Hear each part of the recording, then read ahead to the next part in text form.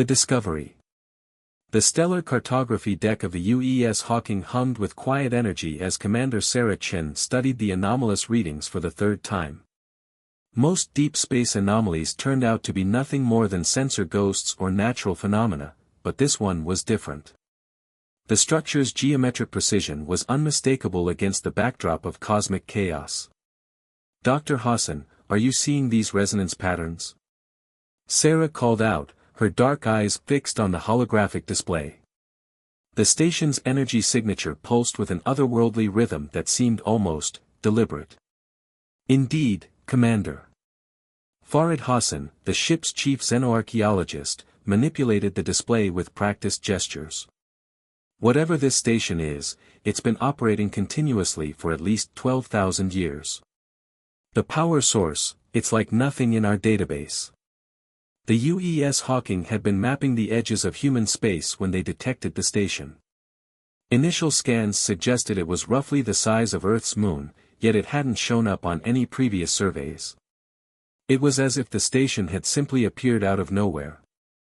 Captain Reynolds to Commander Chen. The comm system crackled to life.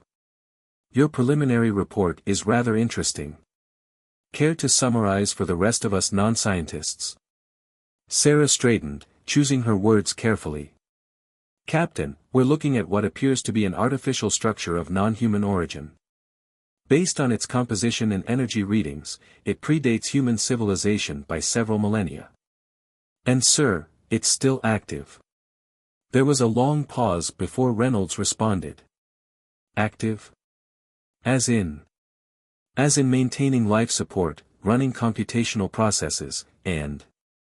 Sarah glanced at another readout, generating some kind of quantum field we don't fully understand yet.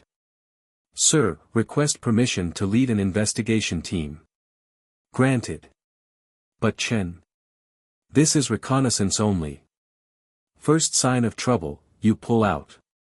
"Clear." "Crystal, sir." 4 hours later, Sarah led a team of 6 through the station's main airlock. The environmental suits they wore were a precaution, though sensors indicated the atmosphere was surprisingly breathable. The station's artificial gravity was still functioning at exactly 1 g, Earth standard.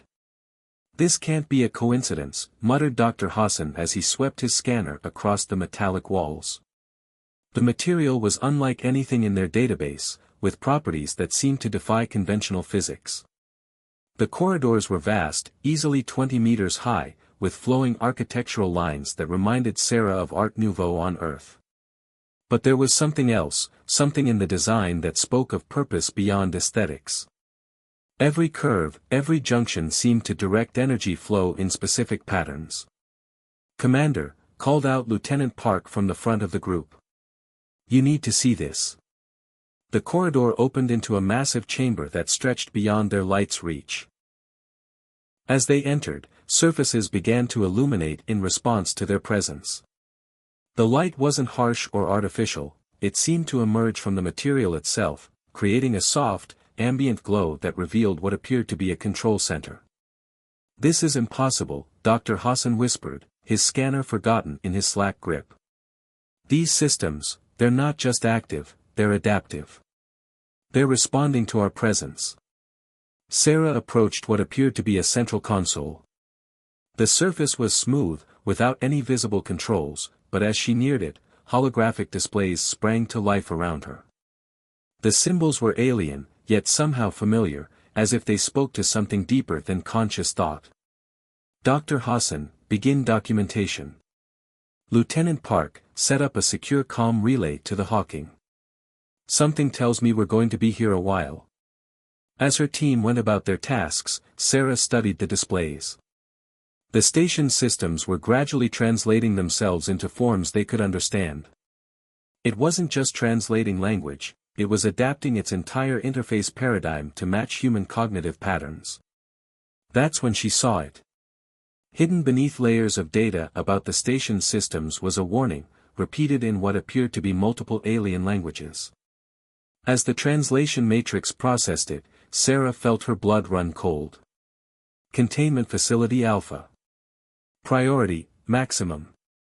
Threat Level, Omega. Contents: Void Hunters. Status: Contained. Commander. Dr. Hassan's voice seemed distant. We're picking up increasing energy signatures from the lower levels. Something's changing in the station's power distribution. Sarah's mind raced. The station wasn't just a relic, it was a prison. And their presence had triggered something in its ancient systems. All personnel, fall back to the entrance, she ordered, her voice steady despite the growing sense of urgency. Dr. Hassan, download everything you can. We need to understand what we're dealing with. As they retreated, the station's lights began to pulse with increasing intensity. The translation matrix was still working, revealing more fragments of the warning. Warning: do not attempt contact. Warning: psychic contamination risk. Warning: civilization-level threat. Back aboard the Hawking, Sarah stared at the station through the observation deck's viewport. The massive structure now pulsed with visible energy, patterns of light racing across its surface like neural impulses. "Captain," she said into her comm, "I recommend we establish a quarantine perimeter and request immediate support from Fleet Command. Whatever this station was built to contain. I think we just woke it up." The captain's response was immediate. "Agreed. But Chen. What exactly did we wake up?" Sarah watched as new energy signatures began emanating from the station's core. Something that an advanced civilization thought was dangerous enough to build a moon-sized prison for, sir. And I have a feeling we're about to find out why. The Hawking sensors began screaming alerts as the station's energy output doubled, then tripled. Whatever was contained within was stirring, and humanity's first contact with it was about to change everything they thought they knew about their place in the universe. Deep within the station, in chambers that had been sealed for millennia, ancient systems began to fail. And in the darkness, something that had waited patiently for thousands of years finally sensed an opportunity. The hunt was about to begin again. First contact. 3 weeks after the discovery of the station, the UES Hawking's observation post had grown into a small fleet. 5 research vessels and 3 military cruisers maintained a careful watch, though Commander Sarah Chen wondered if their weapons would make any difference against what they'd awakened. "The energy signatures are evolving," Dr. Hassan reported during the morning briefing. His usual enthusiasm had been replaced by dark circles under his eyes and a perpetual frown. "They're becoming more complex, more organized. Whatever's in there is learning." Admiral Zhang, who had arrived with the reinforcements, leaned forward in his chair. "Learning what, exactly?" "Us," Sarah answered before Hassan could respond. "It's learning about us. Every scan we perform, every probe we send, it's not just collecting data, it's studying our methods, our technology, our thought patterns." The Admiral's expression hardened. "And you believe these Void Hunters pose a genuine threat?" "Sir, the civilizations that built that station were far more advanced than we are, and they chose to imprison these beings rather than try to destroy them. That alone should tell us something." The meeting was interrupted by a priority alert. Lieutenant Park's voice came through the comm, tight with tension. "Commander, we're detecting massive energy fluctuations from the station. Something's happening." The observation deck erupted into activity as officers rushed to their stations. Through the viewports, they watched as pulses of dark energy began emanating from the station's core, like inverse lightning against the void of space. "All ships, battle stations," Admiral Zhang ordered. "Weapons hot, but do not fire without." The rest of his command was lost as every screen and holographic display in the fleet suddenly activated, showing the same image, a shifting pattern of darkness that seemed to absorb light rather than emit it. "Greetings, children of Earth." The voice came from everywhere at once, resonating in a way that made Sarah's teeth ache. "We are the ones you call Void Hunters. Your awakening of our prison has been, most fortuitous." Sarah watched in horror as tendrils of dark energy began reaching out from the station, probing toward the nearest research vessel. "Admiral, we need to." The research vessel's shields flickered and died as the energy made contact. In seconds, every light on the ship went dark. Emergency transponders fell silent. It was as if something had simply erased all technology aboard. Your species is young, the voice continued, but your potential for technological growth is appetizing. We have slept for so long, waiting for worthy prey. Admiral Zhang's voice cut through the chaos. This is Admiral Zhang of the United Earth Fleet. Stand down immediately or... Laughter filled the command deck, a sound like breaking glass and static. Or what, little admiral? You will attack us with your primitive weapons? We have consumed civilizations that would view you as mere bacteria. Your threats are amusing. The dark energy tendrils had now spread to 3 more ships. Each went dark in seconds, their crews trapped inside without power or life support. Hawking, emergency jump. Zhang ordered. All ships, scatter and... No. The voice had changed, becoming something hungry and cold. You will watch. You will learn what you face. And then you will carry our message to your worlds. Sarah's hands flew over her console, trying to route emergency power to the stricken ship's life support systems. But it was like trying to fill a black hole with a water pistol, the energy simply disappeared into whatever void the hunters had created. Dr. Hassan, she called out, the station's original containment systems, can we reactivate them? Maybe, if we can. His voice trailed off as new alarms began blaring. The dark energy had begun to coalesce into distinct forms, writhing masses of void stuff that seemed to bend space around them. Where they touched the hull of any ship, systems simply ceased to function, as if the very concept of technology was being erased. Your species will serve as an excellent herald, the voice declared. When others see what we do to you, they will remember why they once feared us.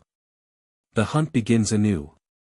The forms surged forward, passing through shields and hull plating as if they weren't there. Ships began going dark one by one. The Hawking's engines screamed as they tried to generate an FTL field, but the void stuff was already seeping through the hull. Commander! Lieutenant Park shouted. I'm picking up some kind of quantum resonance from the station, similar to what we saw in the control room. It's like the containment systems are trying to reactivate on their own. Sarah's mind raced. The station wasn't just a prison, it was a weapon designed to fight these things. But its original builders were long gone, and humanity would have to figure out how to use it on their own. All ships, fall back to Rally Point Delta, Admiral Zhang ordered. We need to warn Earth. We need to. The Admiral's words cut off as darkness flooded the bridge. One by one, the screens went dark. The last thing Sarah saw before the emergency lights failed was a message scrolling across her terminal, not from the Void Hunters, but from the station itself. Defense protocols available. Awaiting authorized activation. Genetic compatibility, human species, 89%. Integration possible. As the darkness closed in, Sarah realized humanity had stumbled into something far bigger than first contact.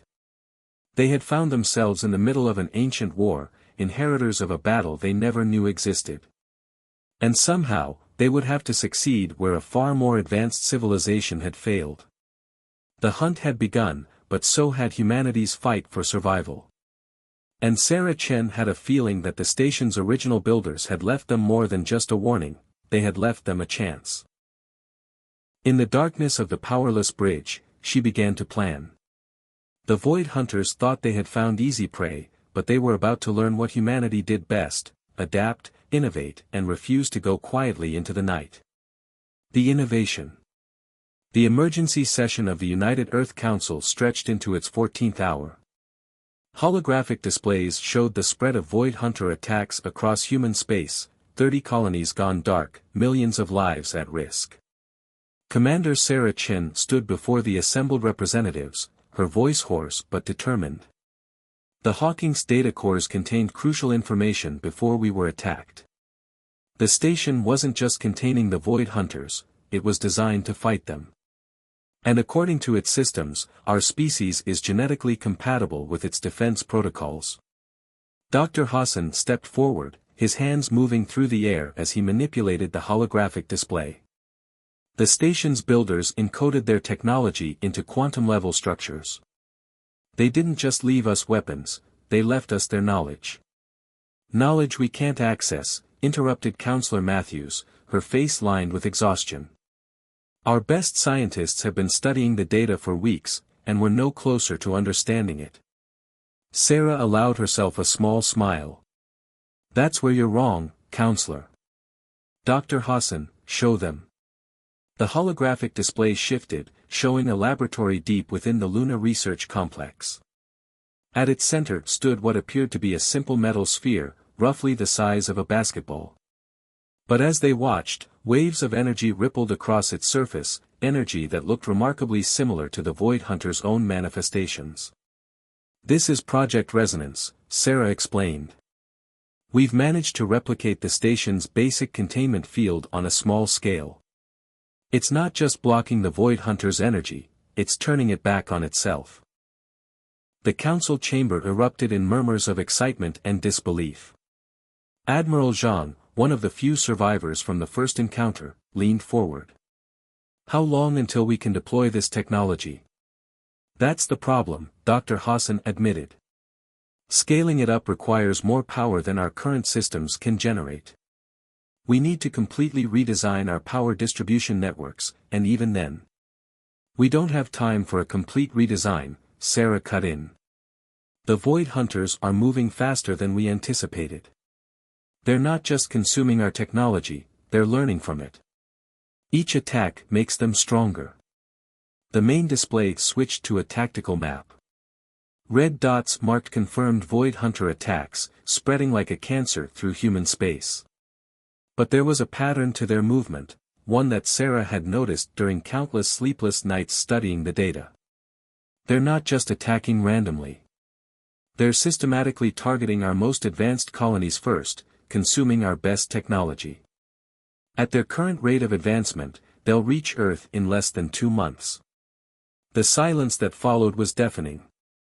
Humanity had faced threats before, wars, plagues, environmental disasters. But nothing like this.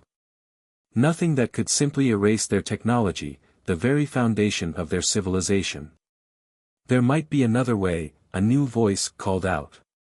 All heads turned toward Dr. Marcus Reynolds, a quantum physicist who had been quietly working with the resonance team. He stepped forward, his weathered face illuminated by the holographic displays. The station's builders didn't just fight the Void Hunters, they understood them. These beings don't just consume technology, they consume the quantum patterns that make technology possible. But what if we could use that against them? He gestured, and the display showed a new diagram, a complex web of quantum fields and energy patterns. We can't match their power level, but we don't have to. We just need to change the game. Sarah felt a spark of hope as she recognized the principles behind his proposal. It was elegant, audacious, and probably impossible. In other words, exactly what they needed. Instead of trying to block their energy absorption, we create a cascade effect, Reynolds continued.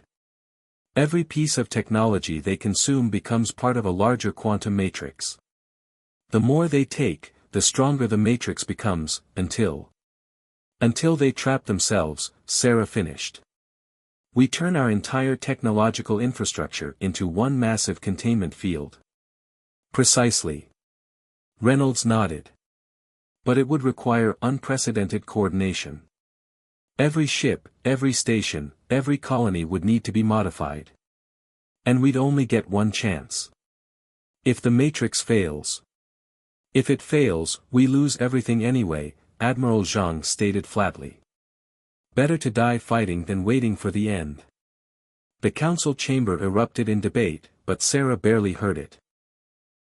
Her mind was already racing ahead, combining what they'd learned from the station with Reynolds' theory. The Void Hunters thought they were predators, feeding on the technological achievements of younger races. But they had never faced humans before. "Dr. Reynolds," she called out over the chaos, "how quickly can we begin modifications to the defense fleet? With emergency protocols and full resources? Maybe 2 weeks for the first wave of ships. But Commander, even if this works, the power requirements." Sarah's expression hardened. "We'll find a way. Humanity didn't get this far by backing down from impossible odds." As the Council continued to debate, emergency orders were already being transmitted across human space. Every factory, every shipyard, every research facility began redirecting their efforts toward Project Resonance. The modified sphere in the Luna lab was just the beginning. The Void Hunters had awakened humanity to a terrible truth: they weren't alone in the universe, and not everything out there was friendly. But they had also awakened something else: humanity's unlimited capacity for innovation in the face of extinction. Deep in the quantum labs beneath Luna's surface, the prototype sphere pulsed with increasing strength, its energy patterns growing more complex by the hour. Humanity had been given a gift by the station's ancient builders, not just technology, but a chance to prove themselves worthy of it. The hunt was still on, but the hunters were about to learn that their prey had teeth of its own. The Alliance. The Galactic Council's central chamber on Europa Station hummed with tension as Diplomatic Officer Kaya Williams stood before the assembled representatives of the sector's major species. Her dark skin contrasted sharply with the white diplomatic uniform of Earth, a singular figure before the tiered rows of alien delegates. "The Void Hunters aren't just humanity's problem," she declared, her voice steady despite the dismissive looks from the upper tiers. "Every technological civilization is at risk. We need to stand together." "Your species is young," rumbled Ambassador Zeth of the Meridian Concordat, his crystalline form refracting light across the chamber. "You discovered faster-than-light travel barely 2 centuries ago. What makes you think you can succeed where the ancients failed?" Kaya activated a holographic display, showing the modified containment field technology. "Because we're not trying to match their power. We're changing the rules of engagement." The chamber erupted in murmurs as the data scrolled past. Project Resonance had evolved beyond its original scope, incorporating principles that even the station's builders hadn't considered. It wasn't just defensive technology anymore, it was an entirely new way of understanding quantum mechanics. "Fascinating," chittered Dr. Sci-Fi of the Hive Collective, their compound eyes analyzing the data with obvious interest. "But the power requirements alone would drain the resources of 10 worlds. Which is why we need allies," Kaya responded. "Not just for resources, but for perspective. Each of our species sees the universe differently. Together, we might see solutions that none of us could find alone." The chamber grew quiet as Ambassador Vira of the Nomad Fleets rose from her seat. Her species had been wandering the stars for millennia, having lost their homeworld to some ancient catastrophe. "We have seen the darkness between stars," she said softly. "We have heard whispers of the Void Hunters in our oldest songs. But the Galactic Council has always dismissed our warnings. Because there was no proof," Ambassador Zeth countered. "And now that there is, the Council's response will be measured in. There is no time for measured responses." Kaya's voice cracked through the chamber like a whip. "While we debate, colonies are going dark. Lives are being lost. The Void Hunters aren't waiting for committee decisions." She gestured, and the display showed the latest attack footage. A human mining outpost, transformed into a dead zone in minutes. But this time, something was different. The defensive modifications had lasted almost 30 seconds longer than previous encounters. "We're learning," Kaya continued. "Every encounter teaches us more about their nature, their weaknesses. But we're running out of time and resources. Alone, each of our species might fall. Together we might still fall," Ambassador Vira finished, "but at least we would fall fighting." She turned to face the other delegates. "The Nomad Fleets stand with Earth." Dr. Sci-Fi's antennae quivered. The Hive Collective's quantum computation arrays might be adapted to support the containment fields. We too will stand with Earth. One by one, representatives from the younger spacefaring races began to pledge support. Not the ancient powers who dominated the Council's upper tiers, they remained silent, watching. But the species who had known struggle, who had faced extinction and survived, they understood. This is highly irregular, Ambassador Zeth protested. The Council protocols will not save us from extinction, Kaya interrupted. She looked up at the assembled delegates, her eyes bright with determination. Humanity doesn't have centuries of spacefaring tradition. We don't have ancient treaties or elaborate protocols. What we have is the will to survive, and the creativity to find ways to do it. The display shifted to show the latest modifications to project resonance. Dr. Reynolds' team had incorporated principles from a dozen different species technologies, creating something entirely new. The Hive Collective's quantum arrays provided processing power. The Nomad Fleet spacefolding technology allowed for faster deployment. Even the crystalline structures of the Meridian beings had inspired new ways of channeling energy. The Void Hunters think they're superior because they're ancient and powerful, Kaya continued. But age isn't wisdom, and power isn't strength. Real strength comes from adaptation, from cooperation, from refusing to accept defeat. Ambassador Vira floated down from her tier to stand beside Kaya. The Nomad fleets know something of losing worlds, she said softly. We also know something of finding new families among the stars. Dr. Zitak joined them, followed by representatives from a dozen other species. Each brought their own technologies, their own perspectives, their own reasons for fighting. The chamber's atmosphere had shifted from diplomatic formality to something else, something like hope. The Defense Coalition is hereby formed, Kaya declared, looking up at the silent ancient powers. We don't need your permission. We need only each other. As the new allies began coordinating their resources and technologies, Kaya's comm unit chimed with an urgent message from Earth. Commander Chen's face appeared, tight with concern but also excitement. The Void Hunters are changing course, Sarah reported. They've detected our alliance. They're coming for Earth directly. Kaya looked around at her newly forged coalition. Good, she said firmly. Let them come. This time, we'll be ready. In the space above Earth, shipyards that had once competed now work together, incorporating technologies from a dozen worlds into humanity's defense fleet. The Void Hunters had awakened something they hadn't counted on, not just humanity's will to survive, but their ability to bring others together in common cause. The final battle was approaching, but humanity would not face it alone. The stand. Earth's orbital space had become a forest of metal and light. Ships from 24 species formed intricate patterns around the planet, their modified hulls pulsing with the quantum resonance fields that Dr. Reynolds' team had perfected. At the center of the defensive grid, the UES Hawking, now rebuilt and upgraded, served as the command center for humanity's last stand. Commander Sarah Chen stood on the bridge, watching the tactical display with Kaya Williams at her side.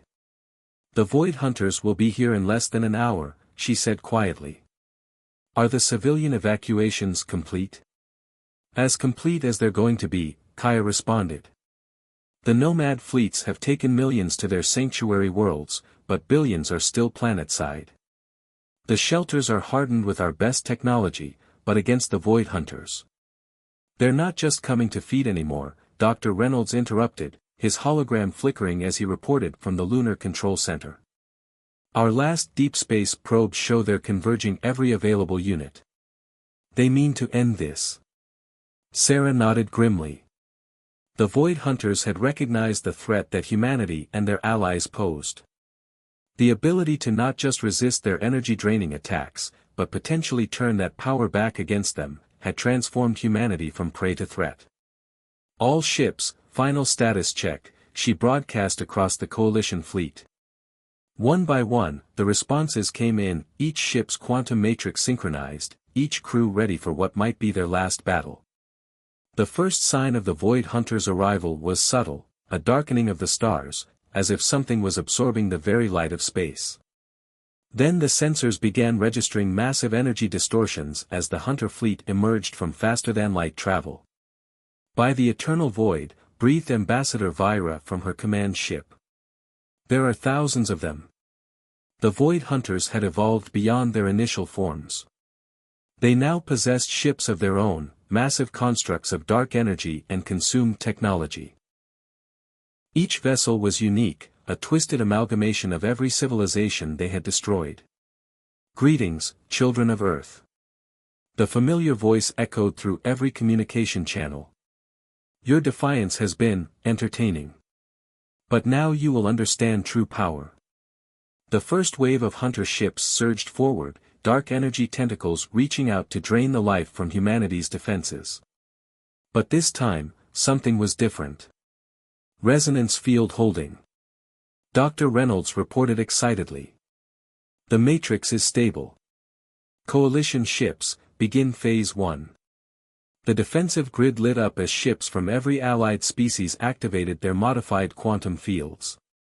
The Void Hunter's energy didn't just meet resistance, it was caught in a complex web of overlapping fields, each designed to channel and redirect power. "Impossible," the Void Hunter's voice thundered. "You cannot resist us. We are eternal." "No," Sarah responded, her finger hovering over the activation key. "You're just old.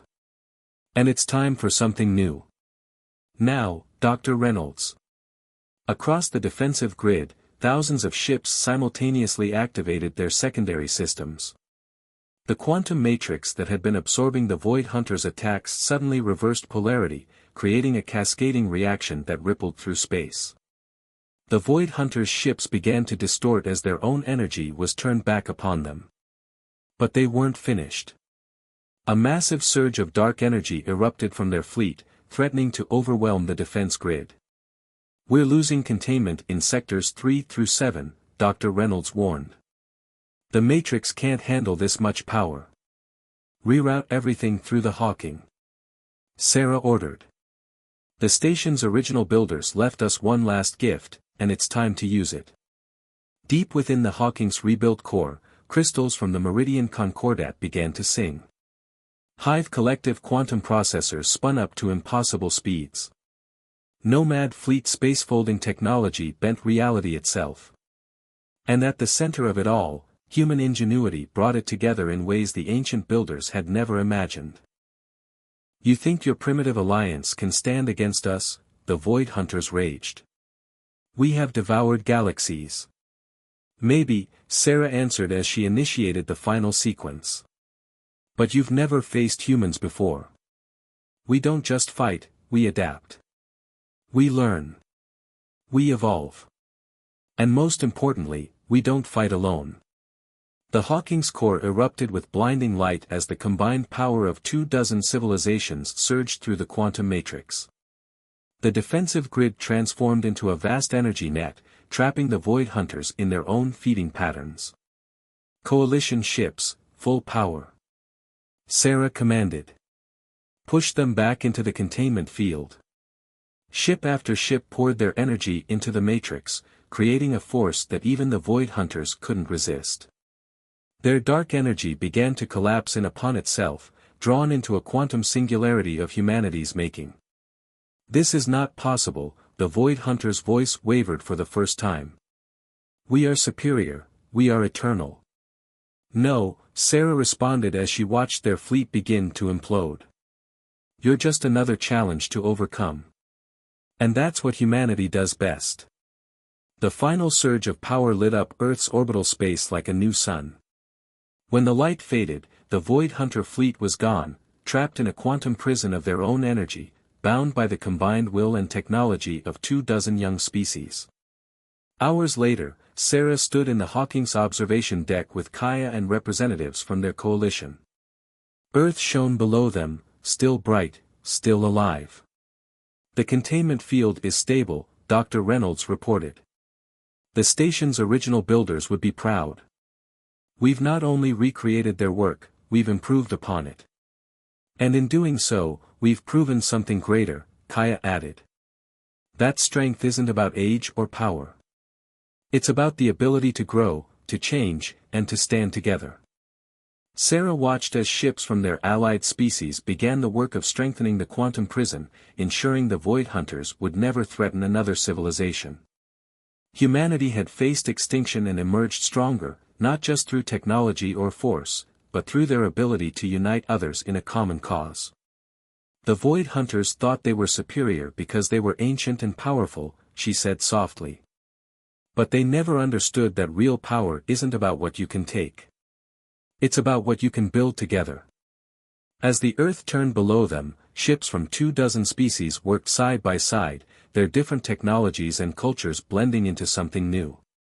The Void Hunters had meant to destroy humanity, but instead, they had helped forge an alliance that would reshape the galaxy. The hunt was over. The future was just beginning.